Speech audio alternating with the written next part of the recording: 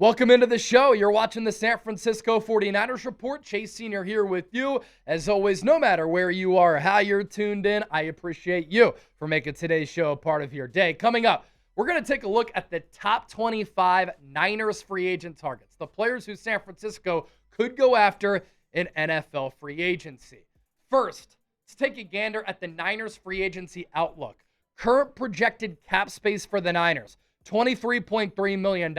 Of note, that figure is going to change because the NFL announced on Friday that the salary cap for 2026 is once again increasing. It's going to be over $300 million.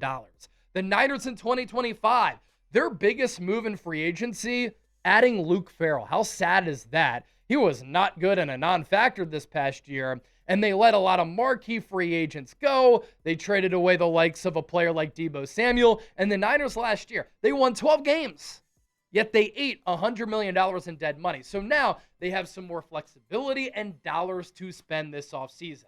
My biggest Niners offseason needs, they need to get better at center and left guard. You hope that Trent Williams comes back. Dominic Puni, he's good enough at right guard. And Colton McKivitt's a really good cost-controlled contract at that right tackle spot.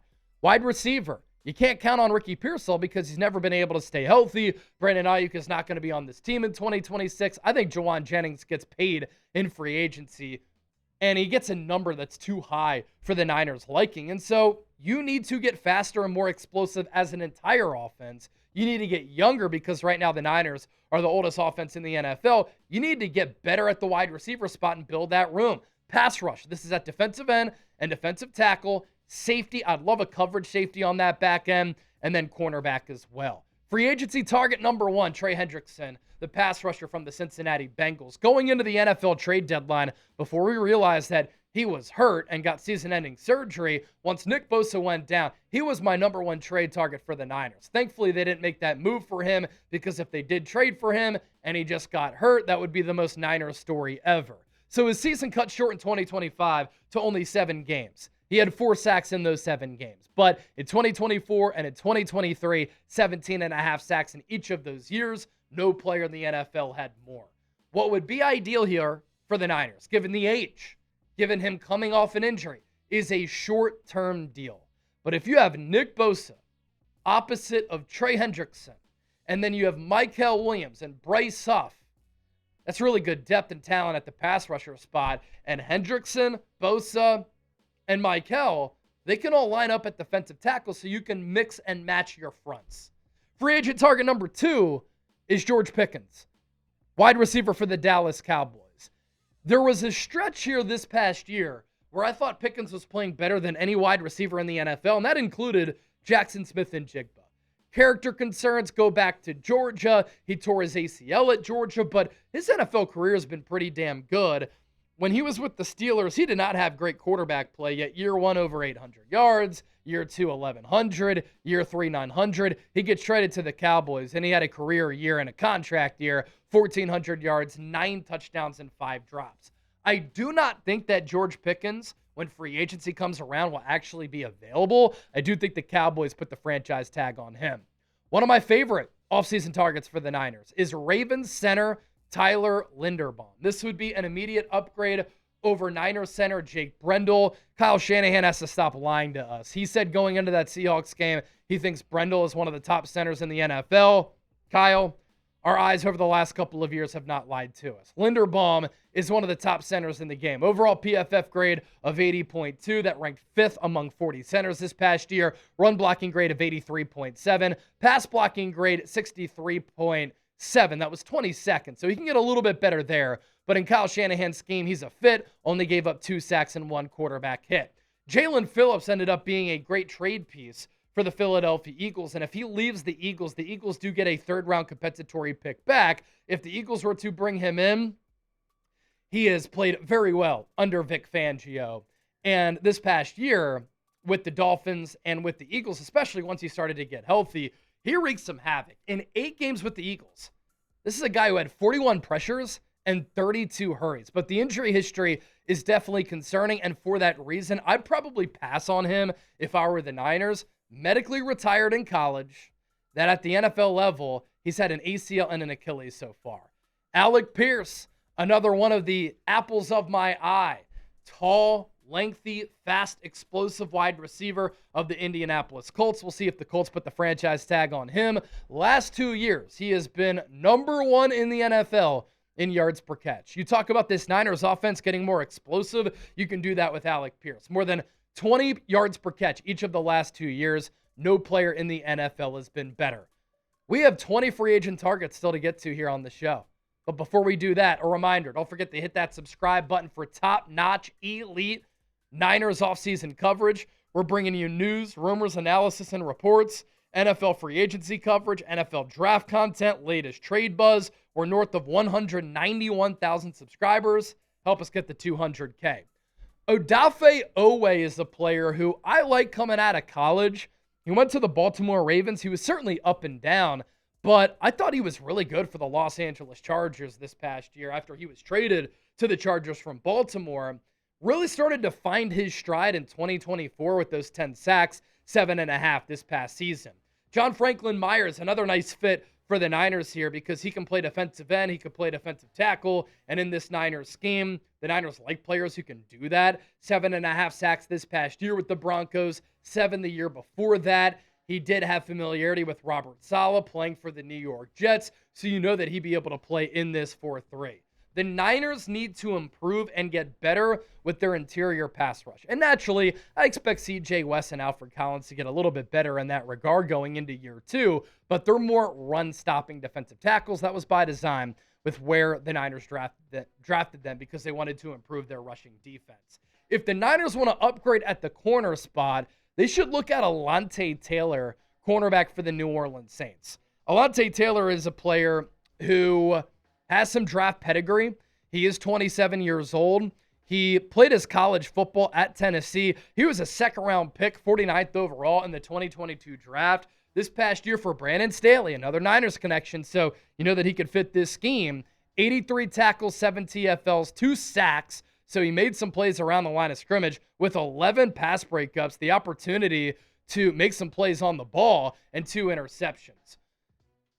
What this comes down to is what the Niners think of Renardo Green. Do they want to keep Renardo Green? Do they want to move on from Renardo Green? Is Renardo Green better playing man? Is he better playing zone? The Niners have to figure that out as a defensive staff, and who they add as defensive coordinator could go a long way in determining that. Riq Woolen of the Seattle Seahawks is a polarizing player. It's so funny. I was watching that NFC Championship game last weekend, and I said, Riq Woolen would be a really good player for the Niners. And then he had that personal foul penalty, which was idiotic. Then he got burnt by Puka Nacua. Look, every corner is going to give up some big plays, especially when you're going up against a receiver like Puka Nacua. And you're going up against an offense like Sean McVay. I like Riq Woolen for the length that he has, the athleticism that he has. This is a guy who ran 4.3, so he's really speedy. And in his career, double-digit pass breakups every season. That unsportsmanlike penalty was dumb in the NFC Championship game, but I don't have any character concerns about Riq Woolen. In fact, I like how he plays with the game, plays with intensity when it comes to the game of football. So a very interesting player. The Seahawks and Mike McDonald run a little bit more man than the Niners do, but with that length, I think if the Niners wanted to continue to drop back in zone, Riq Woolen would be able to continue to make plays on the football with that length, getting those arms in there and being very feisty. Mike Evans, it is believed that for the first time in his career, he's going to hit the open market and he's going to test free agency. We are talking about one of the best wide receivers in the history of the National Football League, and somehow, I think over time, he's become a little bit underrated. Some concerns here. He's been banged up over the last couple of years, especially with some soft tissue stuff. He's also 32 years old. He's never run that great. He's more of a big-bodied wide receiver. I don't think this is a player who helps the Niners get faster, but he's been in the NFL for 12 years. And before an injury-shortened season this past year, he had gone over 1,000 yards for 11 straight seasons. With that, let's hear from you. Which free agent do you want the Niners to sign? Who is your marquee player that you're really honing in on? Drop me a name or drop me a few names down below in the comment section right now. Let's get to our sponsor for today's San Francisco 49ers report. Our friends at PrizePicks making today's show possible. The big game is almost here. There's no better way to cash in during America's biggest sporting event than with PrizePicks, where it always feels good to be right. And since the big game is right around the corner, that also means it's your last chance to get into the football action before next year. So close the season out right with PrizePicks by getting $50 instantly in lineups when you play your first $5. You can also find your community on PrizePicks. With the new social feeds feature, you can share PrizePicks with your friends and copy lineups from winners with a single click. Copy lineups you like or use them as inspiration for your own picks. You can even follow PrizePicks partners like us and tail or fade our picks with just one click. 4-pick power play for the big game. Drake May, Sam Darnold more on the passing touchdown numbers, and then Jackson Smith-Njigba and Stephon Diggs more on the receiving yards. Download the PrizePicks app today. Use the code CLNS to get $50 in lineups after you play your first $5 lineup. That's code CLNS to get $50 in lineups after you play your first $5 lineup. PrizePicks, it's good to be right. The Niners have always valued blocking tight ends. The Baltimore Ravens signed Mark Andrews to a contract extension. Does that mean one of the best young tight ends who is a very gifted pass catcher and a good blocker could hit the open market? Isaiah Likely, I think, could go off in Kyle Shanahan's offense. Injury-plagued season in 2025, but when he's healthy, and he's been healthy most of his career, he is a special, dynamic player. He can jump out of the gym, he can go up and get it, runs well as a long strider, and he's been a go-to option for Lamar Jackson. Speaking of tight ends, Kyle Pitts. Now, Kyle Pitts is a much different player than Isaiah Likely. He's thinner, he's lighter, he's faster, more explosive as far as being a twitchier player. 6'6", 246. He had arguably the best year of his career this past year, and he came alive with Kirk Cousins. What does Kirk Cousins do that Michael Penix does not? I think he throws with better timing, touch, accuracy, and anticipation. What does Brock Purdy do really well? He has those qualities. So I think Kyle Pitts for Brock Purdy could be a really good option. Once George Kittle comes back, you replace Jawan Jennings with Kyle Pitts because you put him in the slot because he's not really much of a blocker. That's how you can get more explosive as an offense. I also love the thought of the Niners going after and targeting Romeo Doubs of the Green Bay Packers. If San Francisco thinks that Alec Pierce is too expensive or the Colts franchise tag him, if they're unable to get him, Romeo Doubs would be a terrific option for the Niners. He has played very well under Matt LaFleur. Matt LaFleur coming from that Kyle Shanahan tree, so very similar offenses. And Romeo Doubs isn't like a 1A, but he's like a 1B or a really good number 2. And in this offense, I think he has the ability, the potential, and the qualities to really go off. That's a look at what he's done throughout his career. Bryan Cook is by far and away the best safety available. And I think the Kansas City Chiefs let him test the free agency market because since he's the number one player at that position, he could really get paid.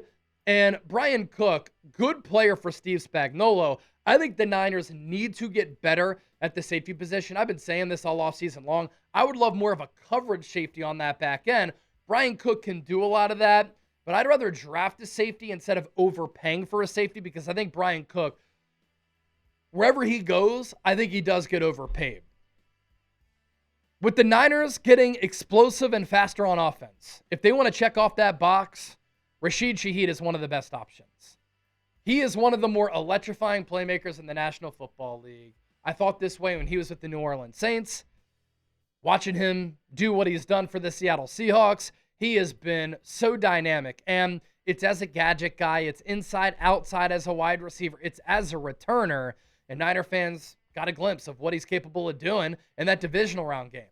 Start of the game, 95-yard kickoff return for a touchdown. He also got open downfield, and he can do that at a consistent rate. You put him in Kyle Shanahan's offense, after seeing what he did for Clint Kubiak, Rashid Shaheed would be a great speed option and vertical option to take the top off of the defense for the Niners. Kayvon Chaisson came alive this past year under Mike Vrabel, probably the best year of his career. He is a relentless pass rusher who plays the game with a really great motor. Boye Mafe, his sack production wasn't great for Seattle this past season, and they were so deep along that defensive line. But I think that he would be a good scheme fit for what the Niners like to do. If the Niners do not draft a guard, Isaac Seumalo is an intriguing option to plug in there at that left guard spot. Really good player for the Philadelphia Eagles, was on that Super Bowl team in 2022. Signed with the Pittsburgh Steelers, got a big deal there, and was solid for Pittsburgh. I think that he could be a really solid option for the Niners as well, and he's not going to be as expensive as he was when he hit the free agency market a couple of years ago. Blankenship is a great character guy inside the locker room and off the field. He's meant a lot to that Eagles organization over time. Pretty cool story. He was a UDFA out of Middle Tennessee State, and he turned himself into a ball-hawking safety who can also play around the line of scrimmage and a very consistent player on that back end. And then along the offensive line again, Zion Johnson of the Los Angeles Chargers going to hit the open market as well. Final 5 players here. If the Niners hire Jim Schwartz, could Jim Schwartz reunite with Greg Newsome? He's no stranger to playing man coverage if the Niners want to upgrade at that corner spot opposite of Diamador Lenore. Or if you want to go Lenore in the slot, which he's elite there and he's very good on the outside, you could go Newsome, Renardo Green on the outside. Connor McGovern, veteran guard, formerly of the Buffalo Bills. We'll see if he goes back there and what Joe Brady's plans are as he got hired as the Bills head coach this week. David Edwards, another Bills offensive lineman, set to hit the market. Nahshon Wright had a career season this past year. He is a very fun player to watch. Like Riq Woolen, his length really stands out, but he's got a knack for making plays on the ball, whether it be interceptions, pass breakups, or punching the ball out. He was one of the leaders this past year among all players in the NFL at generating turnovers. And then this was a topic last year that we talked about. Could the Bosa brothers reunite? And it's fun to talk about. And Joey Bosa the last 2 years has actually been able to stay healthy. At this point, though, he's more of a situational pass rusher. I'd just like for the Niners to get healthier and younger there.